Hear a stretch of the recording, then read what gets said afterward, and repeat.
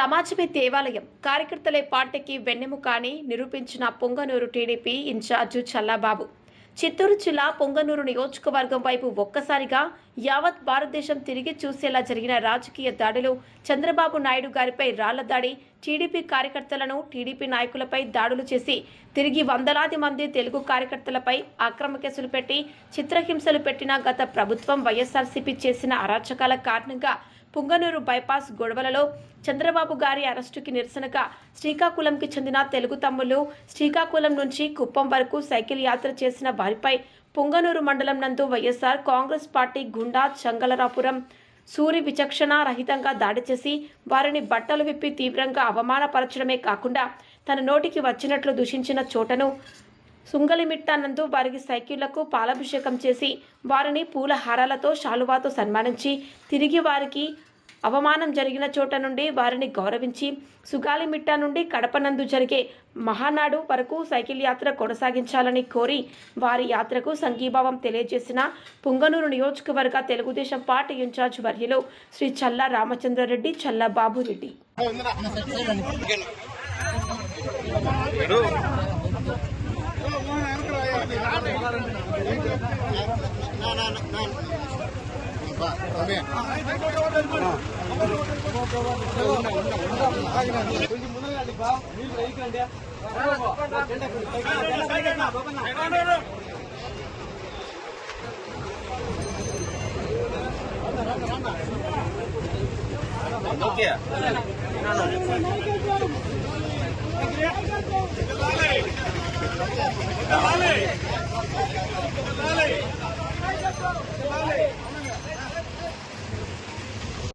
ఓకేనా ఓకేనా అందరికీ ధన్యవాదాలు. మీకందరికీ తెలుసు 2023 అక్టోబర్ 19వ తారీఖు ఈ రాష్ట్రంలో శ్రీకాకుళం నుంచి చిత్తూరు కుప్పం వరకు సైకిల్ పాదయాత్రలో వస్తున్న తెలుగుదేశం పార్టీ కార్యకర్తలను అతి దారుణంగా ఈ నియోజకవర్గంలో ఇక్కడ ఈ స్థలంలో ఆ రోజు వైసీపీ దుర్మార్గులు బట్టలు ఇప్పించి వాళ్ళను కొట్టి నానా ఇబ్బందులు పెట్టి రాష్ట్ర వ్యాప్తంగా తెలుగుదేశం పార్టీ కార్యకర్తలవుతానేమి, నాయకులవుతానేమి ఆ రోజు ఎంతో చింతించిన విషయం మీకందరికీ తెలుసు. ఆ రోజు నుండి ఆ దుర్మార్గులు ఒక్క సంవత్సరమైనా ఈ రోజుటికి కూడా ఈ పొంగనూరు పట్టణంలో అడుగు పెట్టేదానికి ధైర్యం లేక పరారీలో ఉన్నారు. అది ఎందుకే మేము ఒకే నిర్ణయం తీసుకున్నాం. ఎక్కడైతే మా కార్యకర్తలకు ఆ రోజంతా కష్టపడి ఇక్కడికి వచ్చి చంద్రబాబు నాయుడు ముఖ్యమంత్రి కావాలా, ఈ రాష్ట్రం బాగుపడాలని చెప్పి ఒక ఉద్దేశంతో అంత పెద్ద సైకిల్ యాత్ర కొనసాగించిన మా తమ్ముళ్లకు ఈ రోజు ఇక్కడ పిలిచి మేము మన కార్యకర్తలు పొంగనూరు కార్యకర్తలు అందరం కూడా ఎక్కడైతే వాళ్ళకు అవమానం జరిగిందో అక్కడనే వాళ్ళకి న్యాయం జరగాల, వాళ్ళకు ఒక దీక్ష ఇక్కడి నుంచి స్టార్ట్ కావాలా. ఇది రాష్ట్రంలో ప్రతి కార్యకర్తకు ఒక మెసేజ్ పోవాలా. ఎక్కడైనా తెలుగుదేశం కార్యకర్తలు జోలికి వస్తే వాళ్ళకి జరిగే పరిణామాలు ఎట్టుంటాయో చూపించేదానికి ఇది ఒక నాందిగా మేము ఈ పొంగనూరు నియోజకవర్గం నుంచి తెలియజేస్తున్నాము. అందుకనే వాళ్ళని ఇక్కడ పిలిపించి వాళ్ళకి మేమందరం కూడా జవాబులు చెప్పి మళ్లీ ఇక్కడి నుంచి వాళ్ళు సైకిల్ యాత్ర కొనసాగించి వాళ్ళకి అన్ని పాదాభివందనాలు చేసి ఇక్కడి నుంచి వాళ్ళు మళ్ళా సైకిల్ యాత్ర కొనసాగించి రేపు జరబోయే కడపలో జరిగే మహానాడు సైకిల్ యాత్రకు ఇక్కడి నుంచి దిగ్విజయంగా కొనసాగించాలా. వాళ్ళ కోరిక నెరవేరింది. ఈ రాష్ట్రానికి వాళ్ళు అనుకున్న ముఖ్యమంత్రి ప్రమాణ స్వీకారం చేశాడు. అందుకే వాళ్ళకు మేమందరం ధన్యవాదాలు చెప్తూ పునఃప్రారంభించాలని చెప్పి వాళ్ళ ప్రాధేయపడి ఇక్కడికి పిలిపించి వాళ్ళకి సన్మానాలు చేసి మళ్లీ పాదయాత్ర కొనసాగించినందుకు వాళ్ళకందరికీ మేము ధన్యవాదాలు తెలియజేసుకుంటూ ఇదే చెప్తున్నాం. వైఎస్ఆర్ పార్టీకి ఎప్పుడైనా ఎక్కడైనా ఇటువంటి కార్యక్రమాలు చేశారంటే మీకు తగిన మూల్యం చెల్లుతుంది. ఇది గుర్తు పెట్టుకోండి. ఎక్కడైనా మీ కాలం ఎల్లకాలం చెల్లదని చెప్పి తెలియజేసుకుంటూ సెలవు తీసుకుంటాను. జై హింద్, జై చంద్రబాబు నాయుడు, జై చంద్రబాబు. నియోజకవర్గ పెద్దలకు అలాగే జిల్లా బాబు గారికి అందరికీ ఇక్కడకు వచ్చి చేసిన మహిళలకు కార్యకర్తలకు, నాయకులకు, నాతో పాటు వచ్చిన 5 సభ్యులకు, అలాగే ఇక్కడికి స్వాగతం పలికిన మన వెంకటరమణారెడ్డి గారికి, తెలుగుదేశం కార్యకర్తలకు అందరికీ, మా ఎంపీ గారికి నా పాదాలకు వందనాలండి. అప్పుడు మేము బాబు గారు అరెస్టును ఖండిస్తూ శ్రీకాకుళం నుండి బయలుదేరి 2వ తారీఖు గాంధీ జయంతి రోజు బయలుదేరి రాష్ట్రమంతటా ప్రతి నియోజకవర్గాలు కూడా, జిల్లాలు కూడా టచ్ చేసుకుంటూ, శిబిరాలు టచ్ చేసుకుంటూ ఎక్కడికక్కడికి ఆయన అరెస్టును ఖండిస్తూ మేము యాత్ర కొనసాగిస్తాను. కానీ ఎక్కడా మాకు ఇబ్బంది పెట్టలేదండి. ఇక్కడికి వచ్చి మేము విశ్రాంతి తీసుకుని టీ తాగుతున్నప్పుడు ఇదే ప్లేస్ లో ఇదే ప్లేస్ దగ్గర పెద్దిరెడ్డి రామచంద్రరెడ్డి అనుచరులు వచ్చి మమ్మల్ని గుడ్డలు ఓడదీసి యాడ్ నుంచి వచ్చారో ఆడికి వెళ్తారా తనమంతరు అనేసి చాలా ఇబ్బంది గురి చేశారండి. అప్పుడు మన కార్యకర్తలు వచ్చి, వెంకటరెడ్డి గారు వచ్చి పావులో మాకు ఎదురయ్యి, అలాగే ఏబిఎన్, ఈటీవీ అన్ని ఛానళ్లు కూడా వచ్చి మాకు ధైర్యం చెప్పి మిగతా యాత్ర కుప్పం వరకు కొనసాగించారండి. కానీ ఇటువంటి అరాచకం ఇప్పుడు మన భారతదేశంలో ఎన్నో పార్టీలు ఉన్నాయి. కానీ ఇలాగ పార్టీ కండువ ఉన్నా, జెండా ఉన్నా, తర్వాత ఏదో ఒంటికి ఇప్పుడు గుడ్డ వేసుకున్నా సరే ఇప్పించడం ఎక్కడా లేదండి. ఇప్పుడు ఇంచుమించి 1947 నుంచి కూడా మనకు స్వతంత్రం వచ్చిన నుండి ఎప్పుడు ఇటువంటిది లేదండి. కానీ ఈ 5 ఏళ్లలో ఈ వైఎస్ రాజశేఖర రెడ్డి ఈ పార్టీ రావడం వల్ల, ఈ వైసీపీ పార్టీ రావడం వల్ల ఇలాంటి దుర్వినియోగంగా, ఇలాంటి రౌడీయిజం పార్టీలాగా దీన్ని గుర్తిస్తున్నామండి. రౌడీయిజం పార్టీ కనుక తోవంట పోయే వాళ్ళు కూడా తనమంతరా వెళ్తారని అంత రౌడీయిజంగా ప్రవర్తించి మమ్మల్ని ఇబ్బంది గురి చేశారండి. శ్రీకాకుళం నుంచి ఎక్కడి నుంచి ఇక్కడ పెద్దిరెడ్డి అడ్డా నడాలి తప్ప మీరు ఎవరు ఇక్కడ రావడానికి ఏమైనా అలా వచ్చారో అలా వెళ్ళిపోండి అనేసి చాలా ఇబ్బందులకు గురి చేశారండి. ఇక్కడ ఉన్న గ్రామస్తులు కూడా మాకు కొంతవరకు సపోర్ట్ చేయలేదు సార్. కానీ అలాగే మేమే వెనక్కి తగ్గి మమ్మల్ని వదిలేయండి అనేసి కాలేయాలు పడుకొని మేము మిల్లిగా యాత్ర కొనసాగాలని మేము తగ్గాము సార్.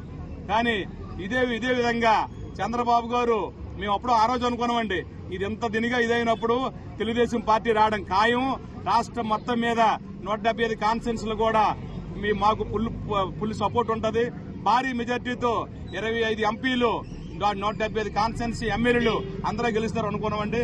అదే మారుగా భారీ మెజార్టీ వచ్చి గెలిచి, కూటమి అభ్యర్థులు కూడా గెలిచి చంద్రబాబు గారిని ముఖ్యమంత్రి చేయడం జరిగింది. చాలా సంతోషం.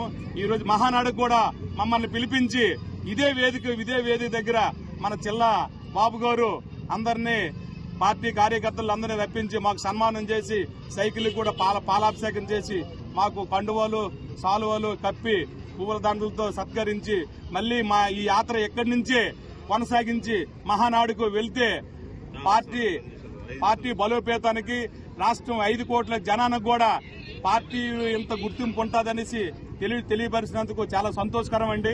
మా ఎంపీ గారు కూడా ఇదే కాన్ఫరెన్స్ లో అప్పుడే మాకు ప్రచారంకి వచ్చినప్పుడు, గత ఎలక్షన్ టైం అప్పుడే చెప్పారండి. ప్రచారంకి వచ్చేటప్పుడు, ఎలక్షన్ ముందు ప్రచారంకి వచ్చినప్పుడు చెప్పారు, మీకు అదే కాన్ఫరెన్స్ లో తీసుకెళ్లి మీకు పాలాభిషేకం చేయించి మిమ్మల్ని మళ్లీ అదే అప్పుడు వైసీపీ వాళ్ళకి దడ పుట్టించినట్టుగా చేద్దామనేసి మాట ఇచ్చినందుకు, ఇక్కడ అందరూ కూడా మాకు ఇది గుర్తించినందుకు చాలా సంతోషకరం అండి. చాలా సంతోషంగా ఉంది. ఇక్కడ ఉన్న ప్రజానీకం అందరూ కూడా ఉన్నాం. మా నియోజకవర్గం కాదండి, ఇక్కడ రాయలసీమే కాదు, అందరం ఏకమయ్యి ఈ 23 జిల్లాలకి, 26 జిల్లాలకి అందరం ఒక కుటుంబం అనుకొని మమ్మల్ని గుర్తించినందుకు చాలా సంతోషకరం అండి. మాతో పాటు వచ్చిన వాళ్ళు మా 5 కూడా చాలా నా మాట మీద వచ్చినందుకు వాళ్ళు కూడా చాలా సంతోషంగా ఉందండి. మాకందరికీ సంతోషంగా ఉంది.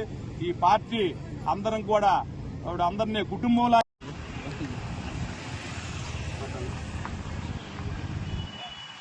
గత 2023 అక్టోబర్ జయంతి నాడు చంద్రబాబు గారు అరెస్టుని ఖండిస్తూ సైకిల్ యాత్ర మేము ప్రారంభించామండి.